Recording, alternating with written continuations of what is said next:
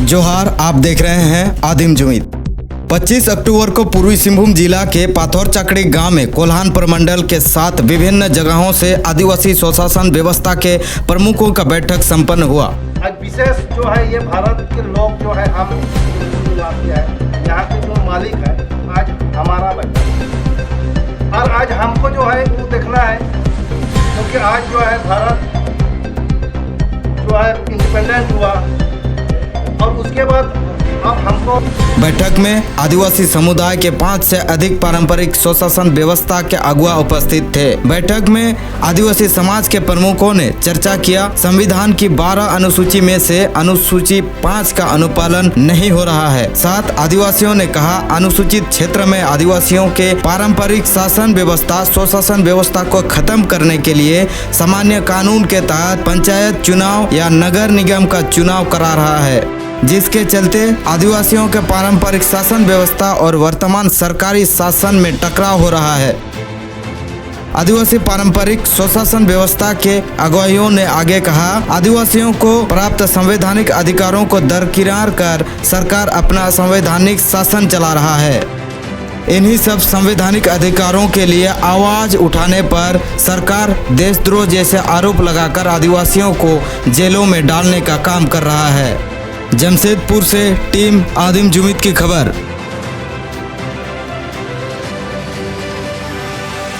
पहली बात तो मैं सभी आदिवासी समुदाय को तहे दिल से धन्यवाद देना चाहूँगा कि बहुत अरसे बाद कि हमारे समुदाय के लोगों ने ये महसूस किया कि हमें एक साथ बैठना है।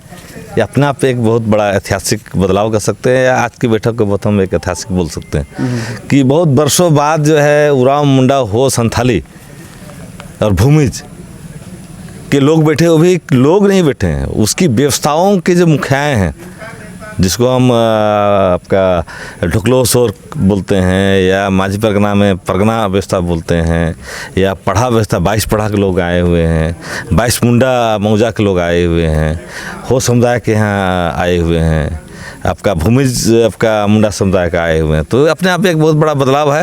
और कहीं न कहीं आपका जो पिछले 60 साल 70 साल से जो अनुभव कर रहे हैं, जिस प्रकार हमारे जो पारंपरिक व्यवस्थाओं में हमलाएं जो आपका हो रही है, आपका चाहे आप पूंजीवाद या साम्यवादी व्यवस्था बोलिए या मनुवादी व्यवस्था बोलिए या जो भी व्यवस्था बोलिए, उनका आक्रमण हो रहा है। और आज लगता है कहीं न कहीं पारंपरिक व्यवस्थाओं में जो आज़ादी से पहले उन्हें जो है अपने मन से जीने का अधिकार था, वे हर चीज़ अपने मन से करते थे। पूजा कैसे करना है, क्या खाना है, किस तरह से ड्रेस पहनना है, किस तरह से अपनी व्यवस्थाओं को चलाना है, तो उसको कोई बताता नहीं था।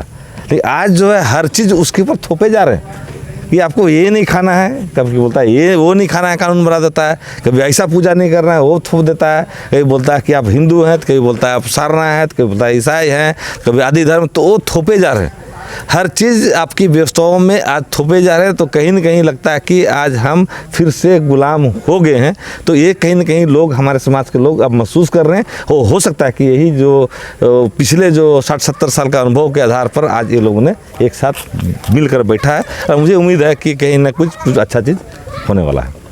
और हम आपसे ये भी जानना चाहेंगे कि जितने भी स्वशासन व्यवस्था के प्रमुख हैं, उन सब ने हमसे यही कहा कि संविधान में जो हमें अधिकार दिया हुआ है उन सब को हमें नहीं मिल रहा है, उनका अनुपालन नहीं कर रहा है, सरकार हो या फिर प्रशासन हो। तो क्या रास्ता है जिससे अनुपालन हो सकेगा? हाँ, बहुत दोषी कौन है, नेता है या फिर आदिवासी हैं जो नहीं जानते हैं क्या है मामला? ये बहुत अच्छा सवाल किया है, और बहुत इसका आंसर भी बहुत छिपा हुआ, बहुत आपका मुश्किल सवाल भी है और आंसर भी इसका मुश्किल है। अगर सवाल का जवाब इतना आसान होता तो आज तक हमको अधिकार मिल गए होते। इतने अवेयरनेस, इतने जागरूकता के बाद, पूरे देश में जागरूकता के बाद, इतने आपका प्रखर तरीके से हर समुदाय के लोग पूरे भारत देश में संवैधानिक अधिकारों को उठा रहे हैं, उसके बाद भी आपका सरकारों के कान में जू नहीं रखना या उसको नज़रअंदाज करना, या जो लोग संविधान पढ़ने की कोशिश करते हैं या जो लोग संविधान बताने के प्रयास करते हैं, उन्हीं को देशद्रोही बोल दिया जाता है, उन्हीं को जो है आपका नक्सली बोल दिया जाता है, जबकि खुद उन लोगों ने संविधान लिखा है। आज कल का न्यूज़ है जिसमें आपका चंद्रशेखर आज़ाद का किसी के पास बुक मिला था 9 साल पहले, उसको 9 साल जेल में रहा, और कल उसको बरी किया गया है बोलते हुए कि चंद्रशेखर आज़ाद का किताब रखना देशद्रोही नहीं है, नक्सली नहीं है। तो आप खुद लिखते हैं तो क्यों डरते हैं लोग? आपके संविधान से जानकारी होने से क्यों डरते हैं लोग? तो कहीं ना कहीं इसके पीछे कौन लोग हैं जो आपको संविधान को ही नहीं जानने देने का प्रयास कर रहे हैं? अगर आप जानने का प्रयास करते तो डराने के लिए आपको इतने मुकदमे केस ठोकते हैं कि आप एक डर पैदा कर दिया जाए। मतलब उल्टा आप पे उसको मीडिया और उसके जो प्रचार तंत्र है उसे दुष्प्रचार किया जाता है कि आप गलत व्याख्या करके इतनी डरा दिया जाता है कि संविधान का आप गलत व्याख्या कर रहे हैं, तो लोग संविधान को देख के ही डरने लगते हैं। तो क्या छिपाया जा रहा है? मेरा सवाल है कि संविधान के अंदर में ऐसे क्या चीज़ें हैं जिसको छिपाई जा रही है? और दूसरे लोग पढ़ते हैं तो उतना एतराज़ नहीं है, लेकिन जब आदिवासी लोग संविधान को पढ़ते हैं तब इसको एतराज़ क्यों होता है? तो कहीं ना कहीं ये व्यवस्थाएं जो है, जो इसके पीछे जो लागू नहीं होने का कारण है, वो सामंतवादी व्यवस्था है, पूंजीवादी व्यवस्था है। और वो चाहते हैं कि यह लागू ना, अगर ये लागू होगा, 5th शेड्यूल लागू होगा और बहुत सारे अधिकार लागू होंगे तो सबसे ज़्यादा नुकसान उसको होंगे और सबसे ज़्यादा फायदे आदिवासी होंगे। आदिवासी इस देश का जो है ही नहीं पूरी दुनिया में जो है सबसे समृद्ध लोग हो सकते हैं। तो कहीं ना कहीं मुझे लगता है कि पूंजीवाद इसके पीछे का राज है। और कहीं ना कहीं हमको जो है अब समय आ गया है कि हमको जो अपनी व्यवस्थाओं को और मजबूत करते हुए धीरे धीरे अपने ज़मीन पर, अपने ज़मीन में उपलब्ध संसाधन का इस्तेमाल करते हुए हमको व्यापार व्यवसाय को जाना होगा, ताकि जो है उनको हम मौका न दे व्यापार व्यवसाय करने के लिए। तो जब उनका कोई विरोध नहीं करेंगे व्यापार व्यवसाय का, हम खुद करेंगे, तो मुझे लगता है कि वो लोग दुष्प्रचार करते हैं वो सवाल का जवाब भी उनको मिल जाएगा और हमारे लोग जो है आर्थिक रूप से मजबूत हो जाएंगे। तो हम आपका जो है पारंपरिक तरह से तो लड़ेंगे ही, हम जुडिशल भी लड़ेंगे और हर तरह से रास्ते खुल जाएंगे। अगर आर्थिक आज़ादी को हम जाते हैं तो हमारा लगता है कि संविधान लागू हो सकता है। यहाँ पर एक कन्फ्यूज हमको ये लगा कि हम लोग अगर स्वशासन व्यवस्था के तहत ही पूरा चल रहे हैं, तो इधर अगर कानून बनाने का है तो ML MP लोग बनाएगा, तो इस बीच का रास्ता कैसे मिल सकता है हम लोग को? पूरा हम लोग अगर हम लोग का पूरा व्यवस्था में आ जाते हैं, कुछ हमारे नेता लोग यही सवाल करते हैं, भाई कुछ ऐसा करता है कि आप लोग अगर पूरा स्वशासन में ही चलिएगा तो भाई जो कानून है वो तो नेता बनाएगा, फिर तो नेता के पास जाना ही होगा आपको। आपने सही बात बोला कि कानून तो नेता ही बनाते हैं, लेकिन वो किनके इशारे में बनाते हैं? वो पूंजीपतियों के इशारे में बनाते हैं, अडानी अंबानी के इशारे में बनाते हैं। तो आपके पास ज़मीन अपनी और इस ज़मीन में जितने संसाधन है उसको ही लूट करना है और उसको कमा कर वो अरबपति बने, जबकि आपका संसाधन का 5% ही चीज़ों को लेकर उतने बड़े आदमी बन गए। तो आप कल्पना कीजिएगा, आदिवासी खुद अगर उस संसाधन का व्यापार व्यवसाय करेगा तो आप 5 से 7 साल के अंदर में अडानी अंबानी को हरा सकते हैं और नेता भी आपके पॉकेट में होगा और नीति भी आप जैसे चाहेंगे वैसे बनाएंगे, तो वही बनाएगा। लेकिन तब जो है आपके हिसाब से बनेंगे, आपके जो पारंपरिक व्यवस्थाओं के वो लागू हो जाएगा और आपको जो है एक आपका जो है अधिकार जो है मिलने लगेंगे। जिस प्रकार आज ये 5 लोग व्यवस्था के बैठे हैं, अभी हम लोगों ने आपका भील और गोंड उनको बिठाना चालू किया है और आपका जो नॉर्थ ईस्ट का ट्राइब भी बैठना चालू करके, अगर इनका एक आपका सामाजिक बॉडी का एक जैसे सरकार का विधानसभा है, उसी हमारा भी अगर जैसे आज बैठा है और निर्णय लेते हैं लोग मिलकर कि हमारा भी राज्य में एक विधानसभा जिसे जो है आदिवासियों की पारंपरिक व्यवस्था का एक बॉडी हो जो आपका राज्य स्तर का पर निर्णय ले सके और हर राज्य से हमारे जो बेहतर आपका जो पारंपरिक व्यवस्थाओं के लोग हैं उनका प्रतिनिधित्व अगर आपका केंद्र स्तर पर आए और लोकसभा की तरह जो हमारा भी आपका व्यवस्था अगर आपका जो राष्ट्रीय स्तर पर खड़ा हो, तो हम कह सकेंगे उस वक्त कि हम अब देश को भी चला सकते हैं, हम अंतर्राष्ट्रीय पॉलिसी बना सकते हैं, हम विदेश नीति बना सकते हैं। क्यों नहीं चला सकते हैं? सारा ज़मीन हमारा है, संसाधन हमारा है। हाँ, जब 3% आपका जो है ब्राह्मण जो है पूरा देश को चला सकते हैं, तो आपका 10% आदिवासी क्यों नहीं चला सकते हैं? तो चला सकते हैं। तो उसका भी का जवाब एक समय आपका आने पर मिल जाएगा, क्योंकि वो जो नीति बना रहे हैं वो आपके हिसाब से नहीं बना रहे हैं, पूंजीपतियों के सारे में बना रहे हैं। तो जब हम उस क्षेत्र पे अपना दबदबा बनाएंगे तो हमारे हिसाब से बनाएंगे। तो मुझे लगता है कहीं ना कहीं कि अब हमको अपने जंगल ज़मीन को बचाते हुए उस पर जो हमारा जो आपका पारंपरिक तरीके से जो है जितने भी हमारे पर्यावरण को बचाते हुए जो है संतुलित विकास का रास्ता लेते हुए हमको आपका जो है आपका उद्योग व्यापार में भी जाना चाहिए, ताकि उस क्षेत्र जो खाली है उसको हम बंद कर सकें। मतलब जहाँ से विस्थापन पलायन हो रहा है और जिसकी वजह से हमको बेरोजगारी बढ़ी है और जिसको रोकते हैं तो हमको देशद्रोह बोला जाता है, और उस विकास को रोकते हैं तो हमको राष्ट्र विरोधी बोला जाता है, विकास विरोधी बोला जाता है। और वो हम नहीं करते तो हमारे लोग आर्थिक रूप से कमज़ोर होते हैं, जिसके कारण हमारा बेरोजगारी का समस्या यहाँ पर है, और जो हम रोकते हैं तो नक्सलिज्म का समस्या है। ठीक है, अब जब हम गरीब हैं तो हमारे यहाँ आपका हेल्थ सही नहीं है उनका, तो हम पैसे के लिए जो है आपका बाहर जाते हैं, ह्यूमन ट्रैफिकिंग इसके वजह से बढ़ गया है। तो बहुत सारी समस्याएं हैं इसके वजह से है। तो मुझे लगता है कि हर समस्याओं का समाधान हमको लगता है कहीं ना कहीं हमको जो व्यापार भी करना चाहिए। अपने संथाल समाज का उनका जो स्वशासन व्यवस्था है उनको देखा है और आपका भी है, तो आप हमें ये बताइए कि आदिवासी आपको देख रहे हैं और जहाँ पर भी स्वशासन व्यवस्था थोड़ा कमज़ोर हुआ है उनको उन लोग किस तरह से ठीक कर पाएंगे उस चीज़ को, अब ज़रा वो आप उन्हें थोड़ा बता दें तो अच्छा असल में देखिए, देश आज़ाद होने के बाद विधानमंडल को एक जिम्मेदारी था अनुच्छेद 256 के तहत कार्यपालिका का विस्तारीकरण। वो कार्यपालिका का विस्तारीकरण किया ही नहीं, नतीजा ये हुआ नहीं किया तो आज राज्य का जो प्रशासनिक व्यवस्था है और समाज का जो पारंपरिक प्रशासनिक व्यवस्था है उसके साथ टकराव हो रहा है। एक छोटी सी बात आपको मैं कह दूं, ज़मीन किसकी है? राज कहेगा मेरी है। राज को हमने बनाया और उसकी ज़मीन हो गई। बिल्कुल सैद्धांतिक मामला। भारत का संविधान के तहत अनुसूची 9 में ज़मीन से संबंधित कानून हैं, 284 कानून।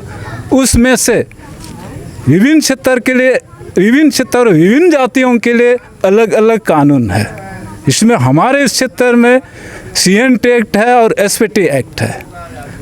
CNT एक्ट में जो व्यवस्था है, अधिकार है, इसमें समाज को अधिकार है, लेकिन आज वो अधिकार जो है ये विस्तारीकरण नहीं होने के चलते नहीं हो पाया। नतीजा जो है राज्य और समाज के साथ टकराव हो रहा है। यही है। यानी आपका कहना है कि उन्हें जो संवैधानिक तरीके से जबरन एक नया व्यवस्था ला के खड़ा दे दिया है, जिसके कारण से आदिवासियों का जो पारंपरिक व्यवस्था है वो डैमेज हो रहा है, टकराव हो रहा है।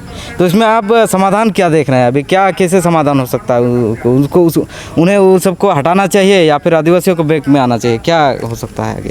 इसमें देखिए, संविधान से चलता है देश, संविधान लागू होना चाहिए। जब भारत का संविधान में 12 अनुसूची है, उसमें से 11 अनुसूची लागू होता है, तो 5वीं अनुसूची जो एक है वो क्यों नहीं लागू होगा? उसमें शासन और प्रशासन और नियंत्रण का अधिकार अनुसूचित जनजातियों का आदिवासियों को दिया गया है। तो आदिवासियों को दिया गया है तो आदिवासी को मान लो ना। हम बीच में आना चाहेंगे, यहाँ आपने कहा कि नियंत्रण प्रशासन आदिवासियों का है। जी। तो आदिवासियों को किस तरह से, क्या उनको MLA MP के तहत वो भी आदिवासी हैं, क्या उन्हें शासन चलाने का अधिकार है या फिर आपके स्वशासन व्यवस्था के तहत शासन चलाने का अधिकार है? संविधान का अनुच्छेद 13 का 3 को पढ़िए। 3 का क में कहा गया है कि रूढ़ी और प्रथा जहाँ पर है, रूढ़ी और प्रथा ही कानून है।